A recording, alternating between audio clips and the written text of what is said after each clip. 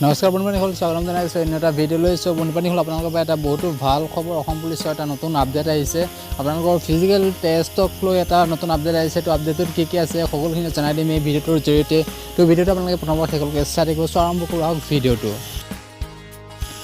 so বন্ধুবান্ধী Assam পুলিচৰ AB UB constable APRO command battalion যি আপোনালোকৰ ফিজিকেল টেষ্ট অনুষ্ঠিত হ'বলৈ গৈ আছে আৰু এই ফিজিকেল টেষ্টৰ বাবে অসমৰ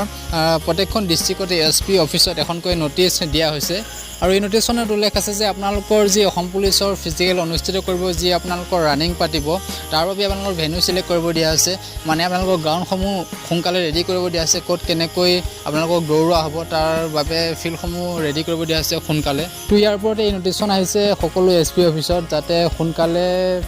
গ্ৰাউণ্ডসমূহ চাই আপোনালোকক ৰেডি কৰিব লাগে তাৰ বাবে এই নটিচখন পঠিওৱা হৈছে তো আপোনালোকৰ বাবে এটা বহুতে ভাল খবৰ এইটো তো ইতিমধ্যে আপোনালোকৰ ফিল্ড ৰেডি কৰিবৰ কাৰণে নটিচ আহি গৈছে হয়তো আপোনালোকৰ ফিল্ডসমূহ তৈয়াৰ কৰোঁতে ৰেডি কৰোঁতে ধৰি লওক আপোনালোকৰ 1-1.5 মাহ লাগিব